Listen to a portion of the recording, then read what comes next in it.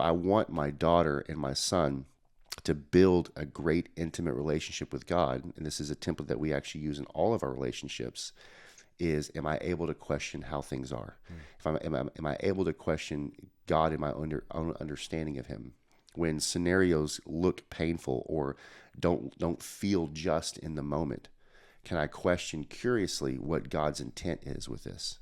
Right, we're all going to live life and lose people who are close to us, and bad things can happen. Friends who I had a friend who died in a motorcycle accident. Young guy, 45 years old, loved the Lord, was part of a bike group that ministered to bikers, and so he died at a young age. Was hit on the road, went down, and died instantly. So I can look at his life and go, man, God, he had so much you were working through in his life. Like, this does not make sense. Why did you let this happen? That's a question of condemnation versus, God, you impacted so many people in this man's life. His life was ended earlier than I think it should have been ended. But in curiosity, God, what do you want to see come from this? Right? The people that he was exposed to, the people that he was leading, this unique crowd of people. In curiosity, God, what do you intend in this? Right? How can even I bring value to his life now that it's ended? In being more conscious on my own motorcycle, being aware of people that may be in that space that may need to hear from me. So again, just the difference of, and this is me creating my own individual, unique, intimate relationship with God, is I've got to create space to be curious about him. Your heart posture is the biggest part. Yeah. Yep. That's good. Yeah. So teaching that to Leah, as an example, your 6-year-old, what does that look like in conversation as you teach her to question God in a healthy, curious way? I'll preface that with, I started my response with, here's my conditioned answer. And I say that because I was raised Catholic. And inside the Catholic Church, and again, this is my own conditioned, unique journey with God, is my experience inside the Catholic Church is you do this, you say this prayer, you kneel now, you stand here, you do these rituals in order to be a good Christian. And there was never the thought process of questioning God in any capacity, right? You either get it or you don't. You do these things, you're in. You don't do these things, you're out. And so that led on my own journey where I became a cactist in my own saying, where I was half Baptist, half Catholic, really on my own journey of just trying to understand who God is and his glory and his grace and his mercy. But how I can fast forward that now into time with my daughter is every night before bed, I read her a book. And I'd say 60% of the time we're reading stories out of her children's Bible. And so she sees things in there and she asks questions because it doesn't make sense. It doesn't make sense to her of, how did Jesus die and he wasn't dead and came back to life? So just not just blatantly taking the story and seeding it and moving on, but even asking questions about, in her own curiosity, how did this happen? What's the thought here?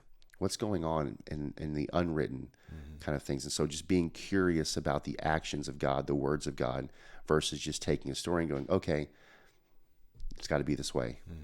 So it's good. Love that. It's a good application. In my next journey, or my current journey with my going to be 6-year-old, we're all, generally speaking, raised in houses where we had some sort of responsibility with chores. And I have a lot of friends. Most of my friends have this thing called an allowance. Yeah. Right. You clean your room. You're responsible for this, and at the end of the week, you get a couple bucks. Not a philosophy that flies in our home. Yeah. Well, what the long-term impact of that is, if you do the things that you're responsible to do and expected to do as a member of this community or society, you'll be paid for it, right? So that is very much a sheep mindset. Let me trade my time for money so I can get things that I want, rather than a way of thinking and value that you can personally grow and contribute to, and have that be a leverage point. Yeah. So again, the compensation piece of an allowance is you are paid for what you do. In our home, I want my children to be less focused on what they do and more focused on who they are and who they're becoming. So the big separator between the what and the who. So the what that we do, and this is for us as men, is we can be so myopically focused on the what that we do. I'm in sales, I'm a VP, all these things are the whats. But the who that we become becomes the tail, which is actually what's most important. Anybody who's been in high value community for more than 12 seconds know that we start with our core values, the who that we are. And so by using this type of template, this type of philosophy in our home, is my daughter has responsibilities now that she's going on 6. She's responsible for the trash. It's one of her first duties. Take it out to the garbage. Very, very simple.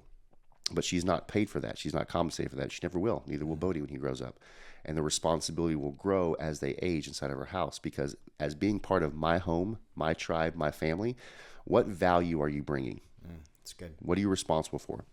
Even as adults, I'm part of a larger family. I have to bring value. This is something I do, but I'm not compensated for it. Yeah. How we'll compensate Talia is, as she's learning to read, and she's learning to read right now, is she won't be compensated for her responsibilities. She'll be compensated for her knowledge and understanding. That's good. So what that means is, as a parent, and I've read many, many books, and so has my wife, who's a doctor, we will choose books for her and assign a value to them. So a book that a lot of men know is Think and Grow Rich.